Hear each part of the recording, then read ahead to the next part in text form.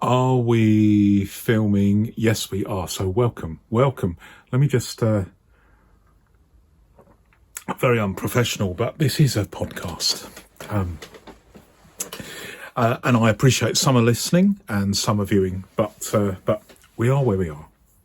This is going to be an hour. I'm going to try and do this. I feel quite well today, so I'm going to try and do this all in one hit.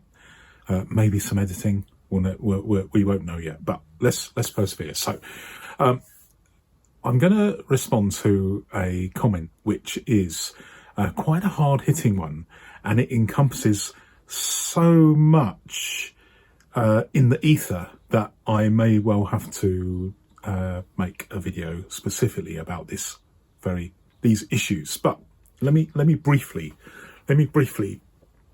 respond to the viewer.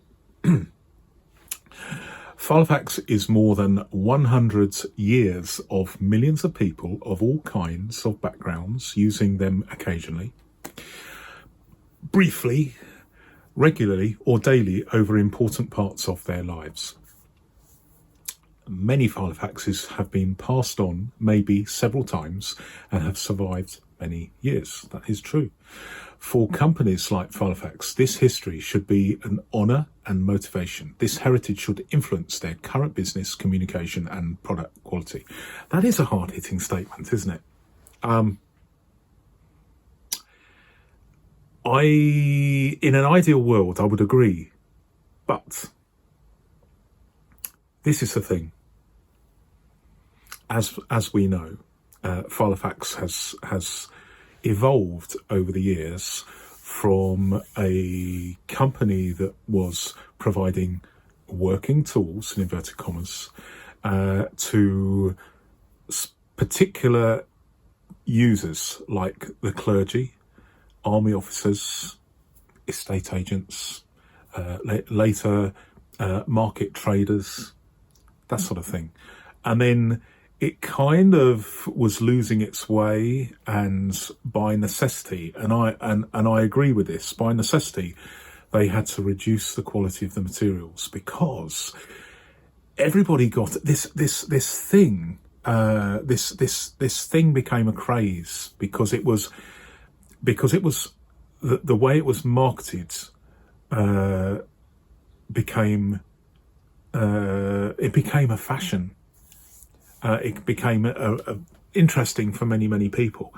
And this isn't the first company that has made a functional product that has turned into, I wouldn't say a fashionable accessory, I would say a desirable accessory for a wider viewing public.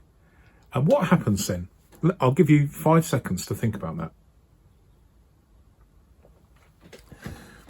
What happens when someone cottons onto the fact that this could be a desirable item for the wider viewing public or the wider public? It's because other companies involved in leatherworking, for instance, think, hang on a minute, there's money to be made here. Let's make our own version of upmarket and high quality items. And then people are thinking, hang on a minute, if we can make something in the Far East very cheaply, let's make something that looks good, but it isn't really that good. But it doesn't matter. It doesn't matter because we can make it in China. And I believe originally the cheaper ends was made in China. We could do this and we could clean up because we can get a slice of the action, a slice of the pie. And then Filofax themselves started to lose sales. And then to combat that, I think by necessity, had to reduce quality. And you see that in just one example, which I'm very familiar with because I have several examples, and I will do a video about this. I bought, not through intent, but purely serendipitously, I bought an early version of the Filofax Sherwood, which has sensational quality. But then the one that was made, that I bought that in 1993, and then in 1994, they brought out the same one. It was the same model, but you can clearly see that the materials have been cheapened. Why are they doing that? Because it's a reflection of the competition as more and more people started to get in on the act. And you see that with all sorts of things. And some of those are flooding into the market through, I mean, there's no real patent. There's no way the Filofax company could prevent other people making what is a generic product, a generic ring binder. And so we have this issue, don't we? We have this issue where the original manufacturers, Filofax, are having to compete with new entries into the market, and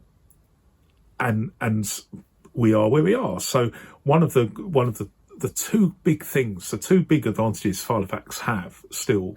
One is they have their heritage, and as we know, they play on that enormously.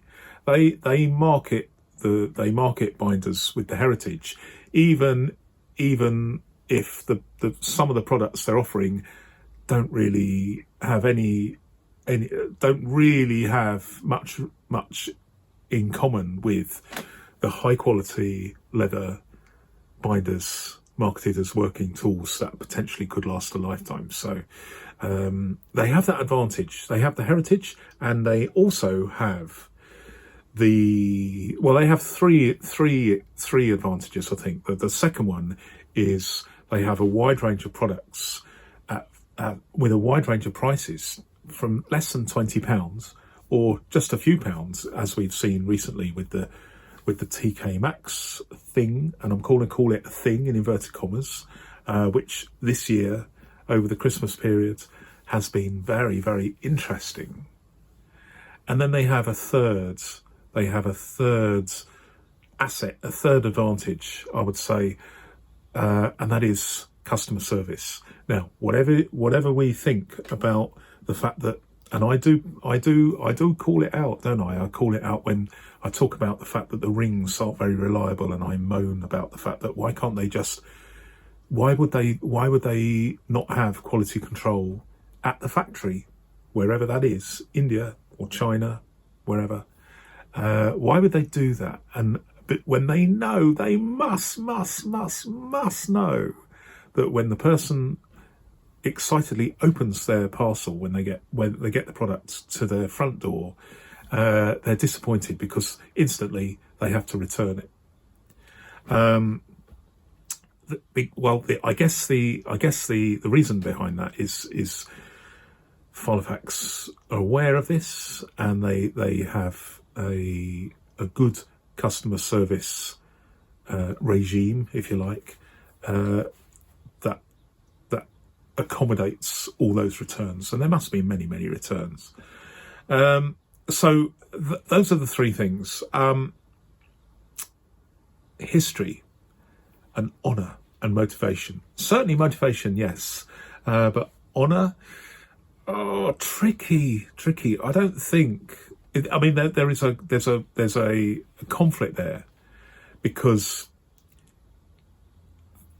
any business has to make money, and Filofax are in competition with. I'll give you an example. Okay, I bought this on Amazon the other day. It's an A5 binder. Looks like a clipboard, doesn't it? But a fraction of the Filofax price. This is very high quality. The rings are all in perfect alignment. I don't know whether there is any quality control, or maybe I've been lucky. I don't know, because I can only go by one. But this is what Filofax are up against. A fantastic binder at just a few pounds. I've got one or two up here where I've bought them on Amazon, and they're just £2 each. So, if you're after a working tool, why would you get anything other than something like this, for a few pounds? Interesting. So I think the heritage thing is a big advantage, and of course they play on that. But I don't think there's an honour like a code of honour where they're duty bound to stick to a certain level of quality of leather, for instance. If they want to change it, it is entirely up to them, and it is us as customers as the final arbiter of the decision-making process in terms of purchase. It gets a little bit tricky when what you think you're buying, you're not getting, because they've cheapened the leather, maybe, in the model, or of course the issue with the rings. Will you get one with good rings, or are you going to get one with bad rings? And you just don't know until you open the box. But I suppose the honour extends to good customer service, and I've always had good customer service, and everything I've read and learned and seen about the Filofax company, such as it is, the Filofax brand, good customer service. But there we go. Filofax Frenzy, the online resale boom and its impact on the iconic brands. Now, this was a video I made some time ago, and I'm talking about this thing where TK Maxx, lots of people report, especially on social media, that they bought fantastic binders on TK Maxx for an absolute bargain price. I've actually moved this year last year now, to Wales, so I don't have a TK Maxx near me. But when I was living in England, I had a TK Maxx nearby, and I didn't make a special journey. But if I was in town, I would nip in. I would pop in to see whether they had, in particular, Moleskine notebooks. I didn't really see anything that took my fancy with regards to Filofaxes. But this particular year, people have been astounded. Some people have said they're amazed at how cheap and how abundant Filofaxes are. Let me tell you what this viewer says. I should say that the parent company, TJX, which also operates Marshalls and Home Goods, among other brands in the US, is in the business of liquidation purchasing. They get batches of things, often as a result of product lines being discontinued by the manufacturer, or a recall for retail firm filing for bankruptcy and liquidation. Well, that isn't the case with the FLB group that owns the Filofax brand, but who knows? I distinctly remember that happening. Some years ago when a large batch, he's got in brackets several dozen, of brand new Filofaxes turned up at my local Marshalls or TJ Maxx store with high-end models going for a song. Going for a song means very, very cheap. What do I think of this policy? Now, this is obviously something that the Filofax brand are allowing to happen. And I want to tell you a story about that. I was in London about 25 years ago, and I was just having a coffee in a side street, just off Oxford Street, which is one of the most famous shopping streets in the world.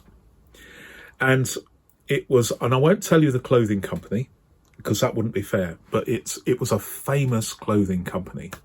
And I was just standing there with my coffee, talking to a delivery driver who was also having a coffee and a cigarette. And this lady came out onto the loading bay at the back of the shop, the store. And she was taking out some nice, high-quality garments. And she had a big pair of industrial scissors, and she was cutting them up before putting them into the skip. A skip is like a dumpster at the back of the store. And I asked her, I said, so why are you throwing those away? She says, well, we have to. And I says, can't you give them to a charity shop? In other words, a Goodwill store. And she said, no. And she said something really interesting. Now, bear in mind, this is someone, she's not the manager, she's not a board member, she's not the CEO, she's just a lady working on the shop floor. And she says because it would devalue the brand. So even at the bottom rung of the hierarchy of employees in this famous clothing store, she knew that the policy was to not let items be devalued by appearing in charity shops. And I'm pretty sure that I've never seen clothes from that particular brand in TK Maxx either. So that begs the question, bearing in mind that the Filofax brands are very protective of their heritage, of their positioning in the market, and that is being encroached because of social media. As we know, there are because of the absence of products in the Filofax range that are made of high quality leathers anymore. Unless you look at the Japanese market, and that's very, very buoyant with very, very high quality models, but we don't get those in the UK. Bearing in mind, Filofax are very protective, I imagine, of their brands. The question is, why are they offloading large numbers of binders to a liquidation store like TK Maxx here in the UK? It's the same as TJ Maxx in the US. Why are they doing that? I don't know. But I would say, if I was the CEO in charge of the Filofax brands, I would, I just don't know. I don't know what they're playing at. It's a mystery. But if you have any comments about why you think that all these Filofax binders, personal organisers, are being dumped into a liquidation store, let me know. It may be that they're coming from another retailer. I don't know, but there is a hypothesis that this is coming from, and this is just my opinion, it's, I haven't seen anything, but WH Smiths no longer have very many Filofaxes themselves. The word on the street, well, not on the street, it's made public now. They are looking for a buyer for all, and I mean all, their high street stores. They're still going to keep. WH Smiths is a firm that started in the 1700s, so they've been going a long time. But they have rivals now. So they kind of have lost their way. It's difficult to find a reason to go into WH Smiths, but they have, certainly in the UK and around the world, if you go to an airport or a train station, you may well find yourself looking at like a WH Smith store on a railway platform or an airport terminal, and I've read that 80% of the profits are generated through those kind of retail stores, but there's not much profit with the high street stores anymore. I wonder whether they're getting rid of their stocks of Filofaxes that have been tricky to sell. I don't know. But I wonder whether it's as a result of preparations being made, warehouse clearance for WH Smiths, who traditionally have been stockists of Filofaxes from the get-go. Well, at least from certainly the 90s. In fact, I bought my Filofax Sherwood, the one I've used for nearly 32 years now, every day. I bought that from my local branch of WH Smiths. But if I go in there now, I can't do that because there aren't any.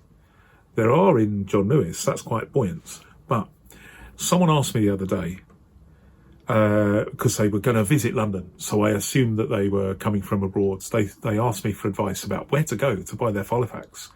And other than John Lewis, I couldn't really, they put me on the spot, I couldn't really decide, and not living in London, I couldn't really give them any good advice, which frustrated me.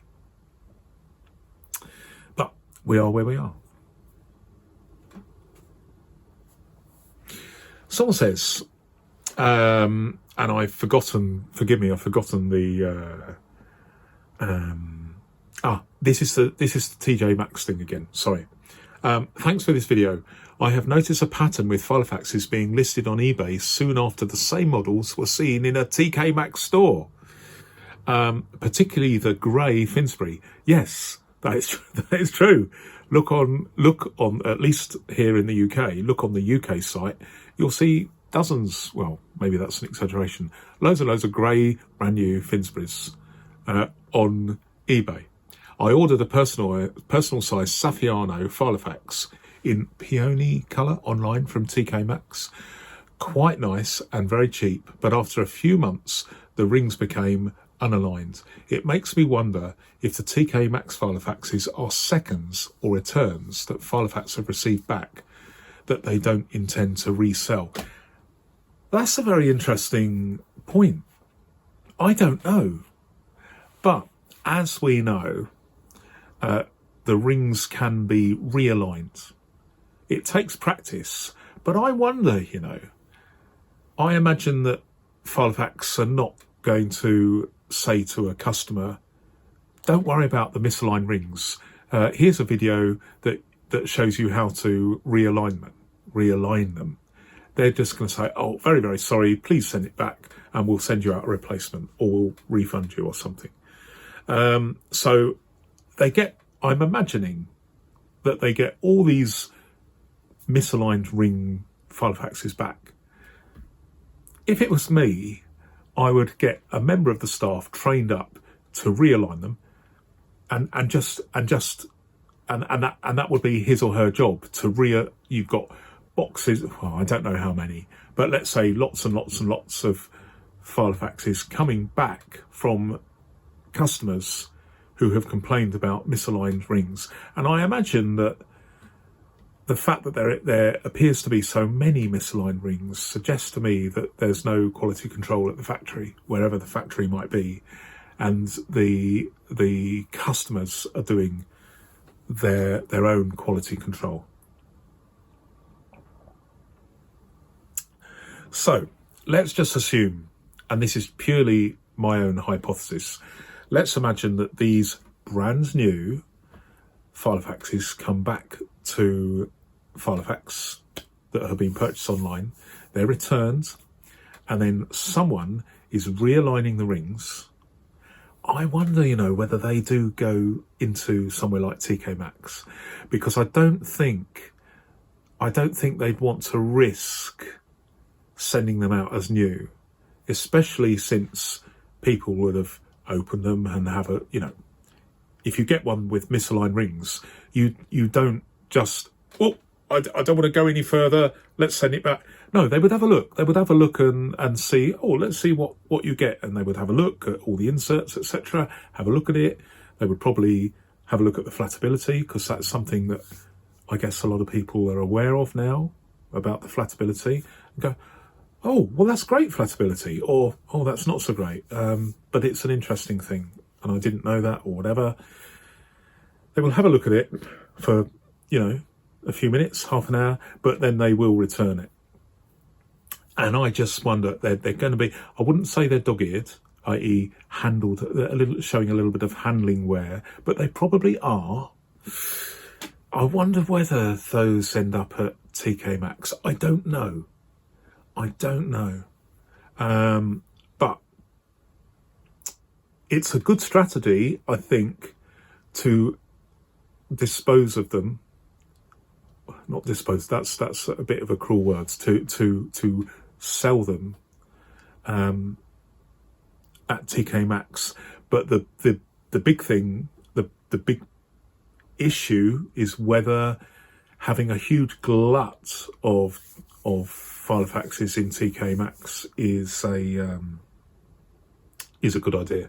But it may be like the lady I saw cutting up the scissors.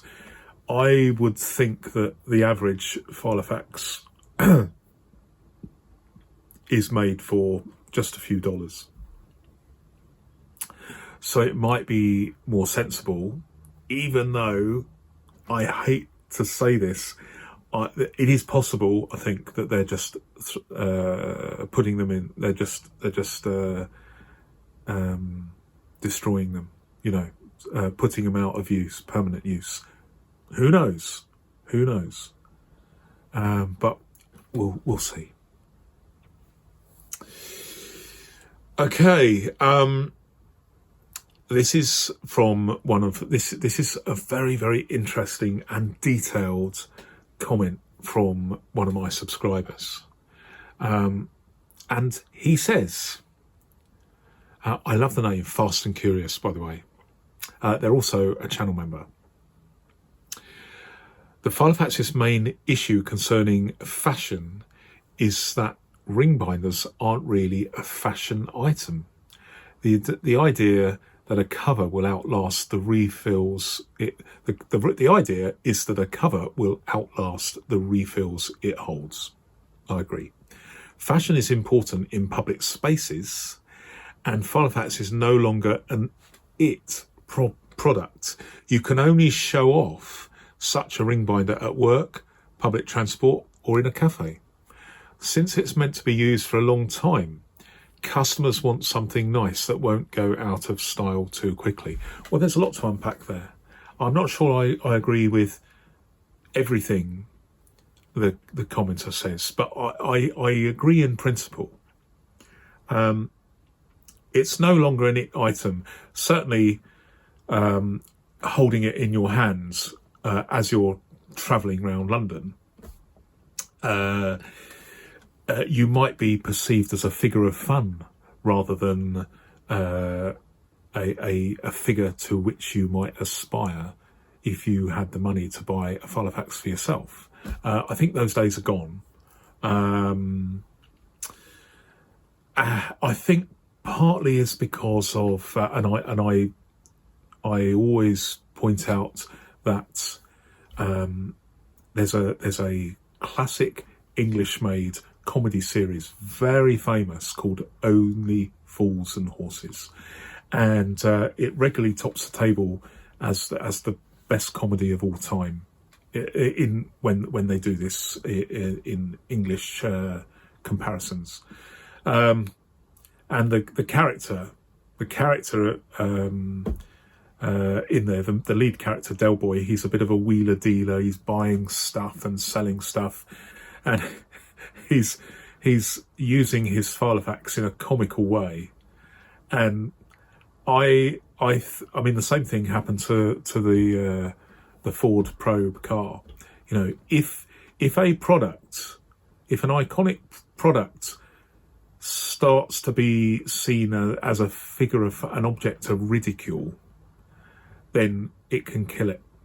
It can absolutely kill it. And I firmly believe that when a Filofax appeared as a prop in Only Fools and Horses, that absolutely killed it. I mean, maybe it was dying before, but that certainly was the precipice over which the Filofax brand fell. Way back then. So, as far as public fashion or fashion in public spaces, yes, I think that's important, but Filofax is not part of that. But in certain intimate situations, like a cafe or public transport or at work, I think no problem. I think the perception is that if you have a Filofax in one of those situations, you're not trying to show off. But if you're carrying a Filofax, like Del Boy was in Only Fools and Horses, then there is possibly a perception that you are trying to show off, even though you are being perceived as with ridicule. Maybe. maybe. It's one of the reasons why I have, for a long time, never used a... let's have a look. Let's have a look. Okay, so let me use this. So this is a Holborn, I think. Let's have a quick look. Holborn. So it's in my collection, Holborn. Would I carry this in town? No, I think people would secretly laugh at me. But if I had something like this slimline, which looks like a Moleskine, would have no trouble carrying that. So I am at the other end of the spectrum. I am not carrying a Filofax in town with an aim to an aim to spread the message. Look at me, I am so cool. I'm carrying a Filofax. Those days went over 30 years ago. What I'm trying to do now is at the other end of the spectrum. I am carrying a Filofax, not in my hand normally, in my jacket, because I'm trying to not attract ridicule. And I think this is perfectly all right. I've tried this. I have tried this quite a lot. This week, as viewers will know, I have been using a Filofax Malden Mini as my EDC, my everyday carry, and I didn't feel a sense of I didn't feel like I was being looked at strange. I had one or two people, certainly on the bus. I was on the bus. One or two people looked because I was looking through it. But to be honest, I didn't feel uncomfortable carrying this. Seems all right. If I had the personal size, I probably tricky.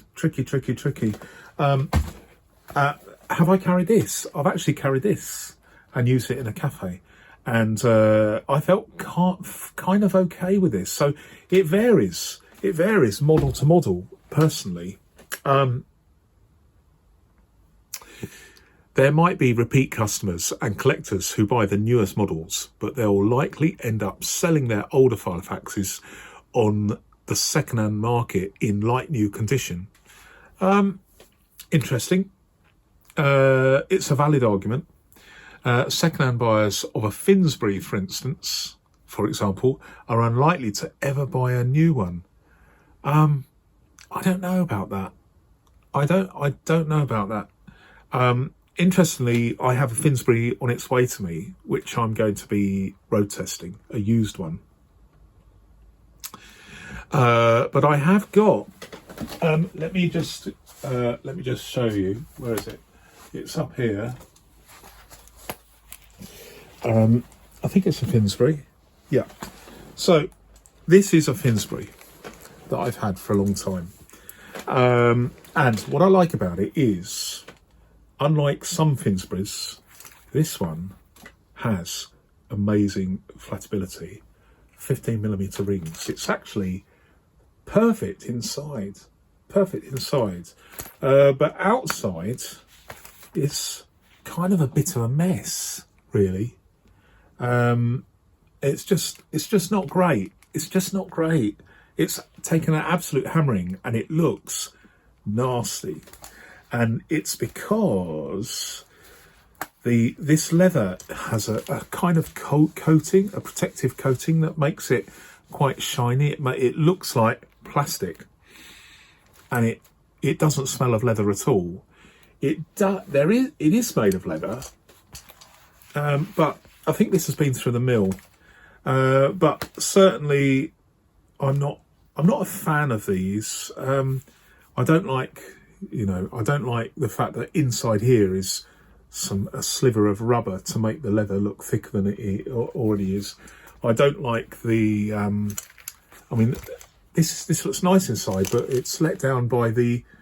Look at that saggy bit of leather. Not leather, elastic. This is why you should never.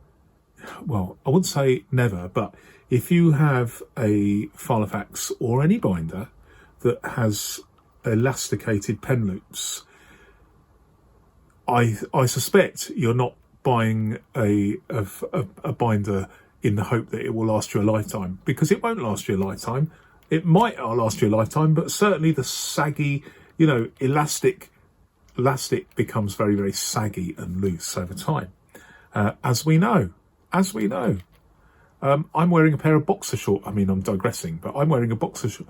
My boxer shorts, the sort of springiness, the elastic nature of the waistband is getting a bit saggy, and so although they're not worn or anything, I'm going to have to just put those in the recycling because it's let down by the elastic.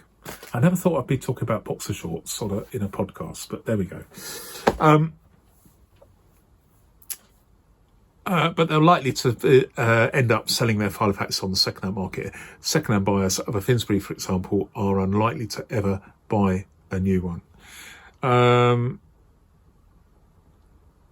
not quite sure how to respond to that, because if you're a second-hand buyer of a Finsbury, then that means you are a second-hand buyer. You are, by definition, not buying a new one. So I'm not sure. I'm not sure about that. But the commenter goes on to say it's easy to find recent models in like new condition for much cheaper online. Yes, absolutely. Most Filofax customers buy online anyway. I agree with that. And I agree with that because although I recommend people buying a Filofax from a store so they can actually check the flatability, they can check, crucially, the alignment of the rings by opening the box, say to the reader, can I just check before I hand over my cash or my credit card? It's becoming increasingly difficult to see a Filofax in a store, in a bricks and mortar store. So I totally agree with that. Only retailers in big cities sell them, and even then they might not have the desired colour or model. Buying online puts customers one click away from eBay and other second-hand platforms. Now that is a very, very good point. If you are buying online, it means you have an internet connection and a device that allows you to look online for new Filofaxes from Filofax themselves or other retailers that have like an online service. So by inference, you have access to platforms that sell used binders. And crucially, and this is crucial, you have access to binders made by other manufacturers who have arguably better rings, better leathers, more choice, sometimes even different colours, sometimes custom sizes. So you can't put the internet genie back in the bottle, and this is the problem, because Filofaxes aren't perishable. They can sit in a warehouse. They can be purchased online. They can generally survive through the postal system. And maybe one or two get lost, one or two get damaged, but in general they're small enough for the cost of shipping to be a tiny percentage of the overall cost to that manufacturer or retailer. So they're up against it. I think any product that can easily be posted, it's difficult to sell in a retail store. And the contributor goes on to say, luxury brands make a statement, but Filofax isn't a luxury brand. And owning one isn't a status symbol anymore. I guess it depends. There are some, although I don't own a Norfolk, I think that's a very nice looking binder. Superficially, I think the Malden is as well, but I own one and I'm not happy about it. But as far as luxury is concerned, yeah, you are the contributor is right. Although Filofax do sell more upmarket binders, they're not they don't sell ones at the top end anymore, out of lizard skin or ostrich leather. The exotics, as I call them. They no longer sell those, and there are lots of manufacturers who do. And some of them are offering top-end binders at prices that are significantly better value than those models offered by Filofax. The only thing that is saving Filofax, I think, certainly here in the UK, is it's difficult to get hold of some of those binders. I look at these binders. I recently paid more than twice the retail price of a plotter. Have I got it here? Let me have a look. See if I've got it. This plotter, which is a Bible size. It's a Bible size, which is similar to let me just take that out. So this is a slimline binder from Plotter, all the way from Tokyo in Japan. And I paid over £200 for this, where if I lived in Tokyo and went into a store, I could have bought it for the equivalent of about $80. Why did I have to buy one at great expense from a reseller in Tokyo and have it shipped by FedEx all the way to me, and then pay the import duties and the customs, the shipping disbursements from the courier, which all added up to just over £200, because there's no distribution network here in England. There is in America, but not here. So it's a free choice. I decided it was worth paying this. But just imagine, and this is Pueblo leather, Kraus rings, and as you can see, fantastic flatability. Flatability is something that is, in my opinion, essential if you're using particularly a slimline as a working tool. You don't want it where you have to need three hands to hold it open, otherwise it's going to snap shut.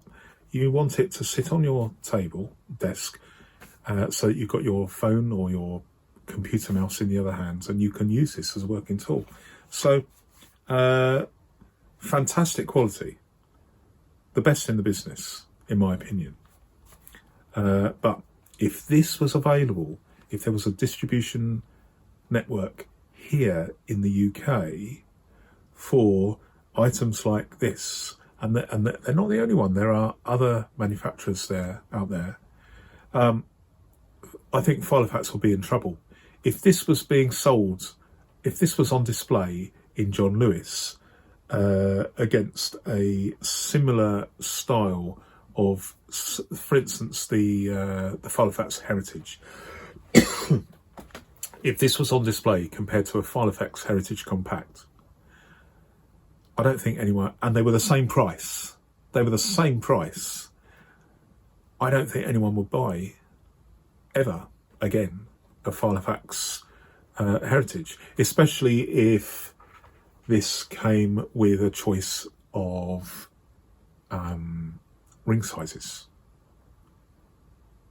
But we have a new player in town, a new player in town from Hong Kong, who makes something almost identical to this, Pueblo leather, Kraus rings, and the price is significantly less than this. If they had a distribution network in the UK and it was a choice of the Filofax Heritage Compact or and I won't mention the name, but we know who we're talking about, which has identical. Oh, what am I doing? Saying I don't know the name. There's no secret here. Where is it? I'm looking. Okay, so this is a MeePlus. It's made of identical leather, very similar back plate, Krauss rings, and although I don't have the personal size one, the quality is exceptional. It just lacks a UK distribution network. But if this was available in the UK, how many people would buy the Filofax equivalent? I would say it would be hard to justify, because this is so elevated in terms of the materials used. It's got Krauss rings instead of cheap rings. It's got Pueblo leather from the finest tanneries in Italy, and it kind of is, when you compare a plastic binder that's covered with a bit of I call it pleather, which is kind of like a plastic leather, isn't it? Because it's coated and it's got so many chemicals in, and it's difficult to know how much of that is actually leather.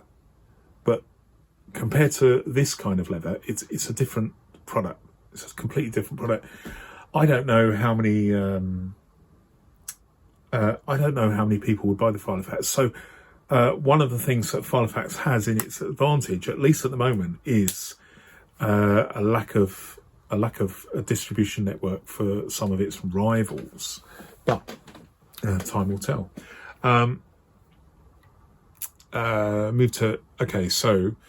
Luxury brands make a statement, but Filofax isn't a luxury brand, and owning one isn't a status symbol anymore. I agree with that.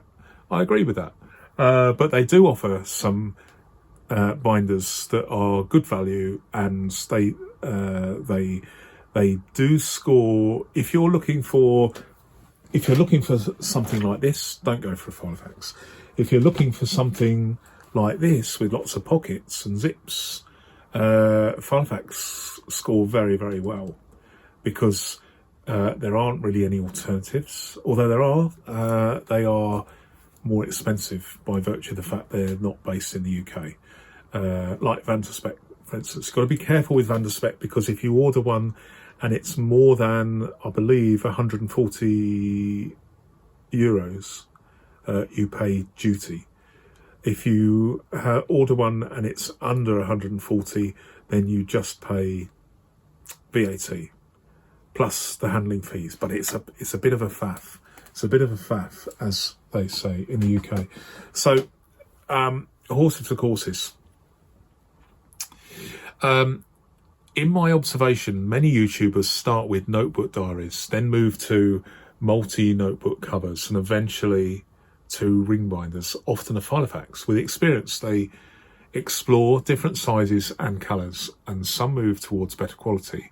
Most seem to prefer large capacity ring binders. There's an online trend towards Gilio and Van der Spek, while other brands are overlooked. Well, there's a lot there. I hear what the gentleman is saying, and he goes on to say, in 2017, Designfil, the maker of Midori and Traveller's notebooks, introduced Plotter, and I have a couple of plotters. I have plotters in mini size and personal size, as just shown. They seem to have tapped into a market for slim ring binders with a modern minimalist design, desirable refills, and innovations like Project Manager notebooks. Now, I'm not here to plug Plotter, but the quality is sensational, and I totally agree with what this contributor is saying. So have a look in line. If you are in the US, there's a distribution network. If you're anywhere else, then, well, so long as you're willing to pay, you can use the services of a reseller. There are other ways of doing this. shipping agents, etc. It's complicated, but certainly I really, really rate these. But that's because I like slimline binders. So this is a slimline binder from Filofax. This is a Guildford with all the associated problems, as you know, where I've had to just spend a lot of time getting rid of all that flaky stuff. But the thing is, it's okay. I don't mind doing that. But if you are cash rich and time poor, can I really recommend a product where you've got to put on some gloves and get a razor blade or a scrubbing brush and soak? It is just a nonsense, isn't it, that you have to do that. So I would say that easy life, just forget about that and just get a plotter or one of a number of other manufacturers that make something similar. This is a lot easier for most people, so long as you're prepared to pay the extra for getting it into the UK. It's just so frustrating that you have to pay so much, but I suspect I'm going to keep this forever, and it just gets better and better all the time. And there's a certain feel-good factor when I'm out using one of these in a cafe. A certain feel-good factor. I'm not using it at the moment because I'm rotating, but it is nice. It is nice with a capital N. And I am the reason why I'm still focusing on this particular contributor is because he has taken the time to give lots and lots of feedback. Okay, so I appreciate that. So let's persevere. The ring binder market can grow again. The notebook and pen markets have grown significantly over the last 10 years. I would actually agree with that, especially since people have rediscovered paper-based planning with the rise of the bullet journal method. Not something I'm aware of it, but it's not something I personally do, but it is a thing. More and more people are discovering paper-based productivity. A logical step for many is to try ring binders for their practicality. Absolutely. Although I like Moleskines and I have notebooks, there's no doubt about it. The biggest player on the planet has to be a ring binder because of its inherent advantage, being able to have repositionable pages, insert, rearrange, remove. That's something that you cannot have with any other system. A halfway house is like the traveller's notebook style, but even then, it's a bit of a faff, in my opinion, unless you're writing a journal. If you're writing a journal, then that is perfect. I mean, I do have a couple of imitation traveller's notebooks that I'm not using at the moment in A6 format, but I like them. There are two groups: those who move from traveller's notebooks to ring binders and love to stuff everything inside. Yeah, fair dues. And those who try to minimise because they don't want to carry several notebooks with many blank pages. The logical step here is to use slim ring binders in a modern way, like Plotter. Totally agree. I have every day I use my Filofax Sherwood, which has got everything in it, and that's for data. As far as what I carry for business, I'm using personal size slimline. You can get about 80 sheets in here. That's more than enough for me. I don't need to carry anything more. From a personal perspective, I tend to use 11mm, 80 sheets of mini size, A7 in this particular case. That's good enough. So a combination thereof works well. Last week I was using, instead of one of these, I was using a mini size binder because I'm trying to rotate and gain experience. I found this all right. I wasn't using it as a wallet, but you could use it as a wallet, and the back pocket is very useful. And I also found I kept in here my Tom's Studio little EDC pen. That works really, really well. I like that. I like that zip pocket as somewhere to carry a couple of small pens or a pen and a pencil. I liked that. But anyway, I digress. Designfield / Plotter have positioned themselves to benefit from that trend. That's absolutely true. Filofax has not. Now, some of you will know that I emailed Filofax some time ago and said, look, you've got this. You used to sell this Guildford's Mini Extra Slim and it's fantastic. And I told them that many people have commented about the fact that they would love to buy one. What advice can I give them? And I didn't even get a response from Filofax. Now I don't know whether they're well aware of it, but they don't dare respond, or whether they're completely oblivious to this demand. My gut feeling is, I hate to say it, I think they're completely oblivious to it. I think with so many people interested in this kind of size that is just slightly smaller than a pocket Moleskine. Moleskine are the absolute masters at marketing Moleskines. That's why they can sell a Moleskine even though they're using the cheapest paper they can find, and using, they're not consistent with the paper quality. They're going by wherever they can buy the next batch of cheap paper. The marketing is off the scale, and it's one of those iconic brands where marketing is very, very successful. And Filofax are in a similar position, that they are an iconic brand where they're very, very slick with their marketing. And yet the fact that this could, in my opinion, absolutely fly off the shelves. They haven't made this for nearly 20 years. I don't know why they don't do it, but yeah. I mean, it's a tricky thing. And this gentleman says, I doubt Filofax can do this. And he says they seem removed from their users and markets by producing cheaply with quality issues.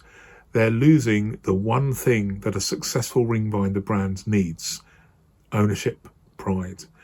You need to want to use it for a long time. Modern Filofaxes are struggling with that. Filofax needs passionate management and proud employees, and I see no sign of that. Well, I don't know.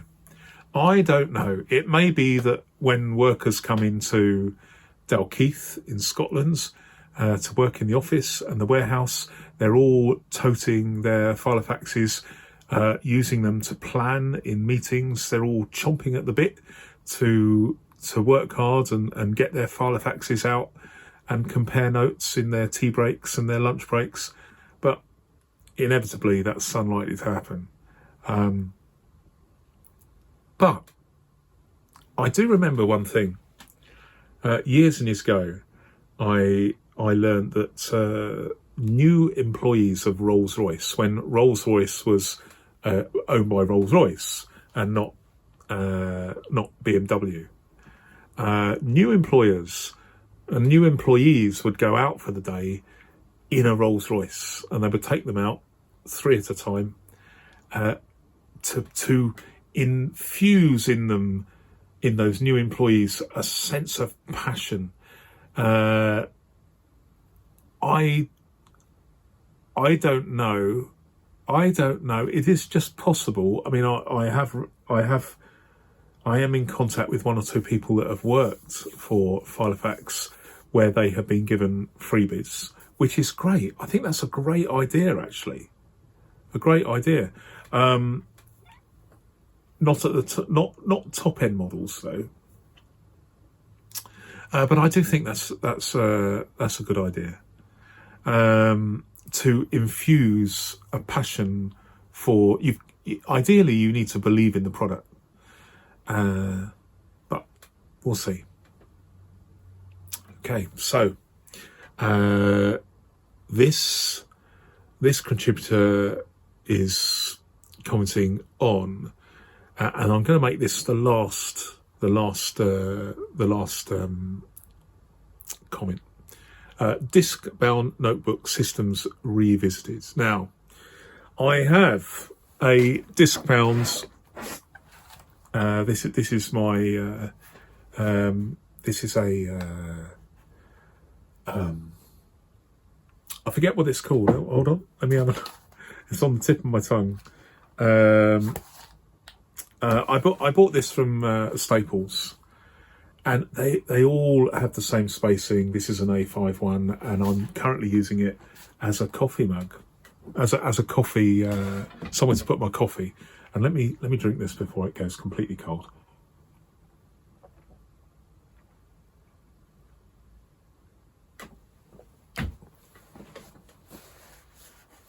Okay, that's better. It wasn't too cold. So I haven't talked about disc-bound systems for a while, but then I revisited it. And this commentator says, one of the unique features of the ring binder is its ability to easily remove a single page from the book and then replace it. Down at the bottom of the page, my handwriting suffers from my handwriting being off the book and my writing angle changes. With the ring binder, a single page can be shifted higher up so that one's hand can continue writing while still resting on the pages below. This all the way to the bottom of the page, at which point it can be returned to its original position. Yeah, I totally get that. And I've never used that. Technique, but for the benefit of those who are listening to this, and it was an ARC notebook. It was on the tip of my tongue. So you got this page, and I was talking about how you can, if you're at the top of the page, you are effectively holding the page still by virtue of the fact you have a couple of fingers and the palm of your hands on holding the page as you move along. But as you get to the bottom, your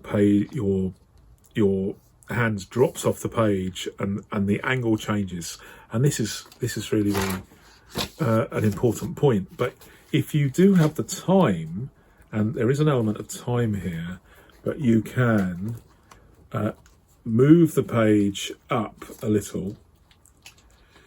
So it's like this, and I'm holding up an ARC notebook where I've effectively reposition the page by moving it up the discs, as it were, so that then you can carry on all the way to the bottom of the page without the angle changing.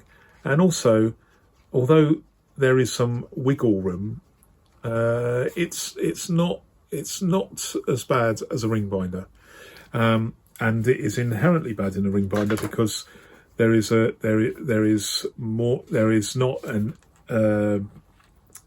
not a tight fit between the holes punched in a Filofax page and the rings. So there is a difference. There's not an interference fit. They are able to waggle. Let's just do it here. So I'm just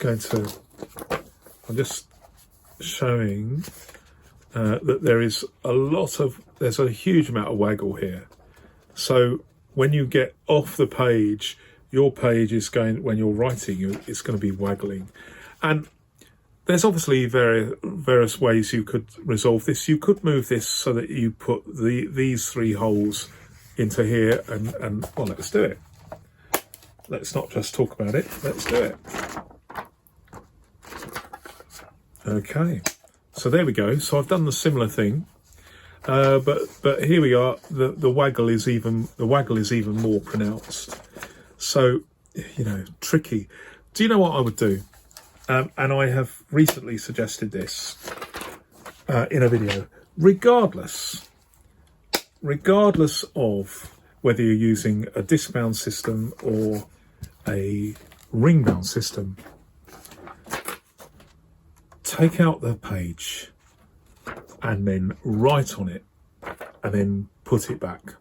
That way you don't even have to worry about the waggling or the change in hand position as you get to the bottom of the page, what you're effectively doing. And I have recommended getting a piece of leather and putting it on the leather, because then it's got enough stiction. There's enough friction between the page and the leather, because although this is super smooth, under a microscope this is not smooth at all. There's lots. It's a mountainous region at the microscopic level, and then that fits in with the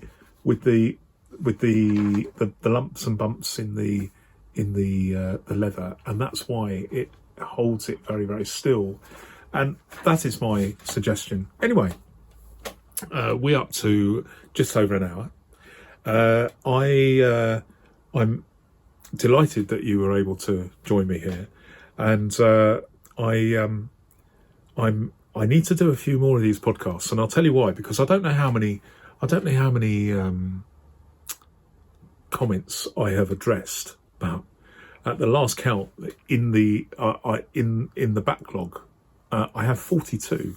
So, you know, I need to either address them more quickly, or talk faster, or make more podcasts. So I want to keep up with you. So and also I'm trying to answer as many comments as possible, and not just take the ones I consider to be the best ones or the most interesting to me, because I'm acutely aware that although some of these are really, really nerdy, as we say in the UK, nerdy topics, I know that these are interesting for some of you. So I'm going to leave it there. Thanks very much for watching. And just a little plug. Just a little plug.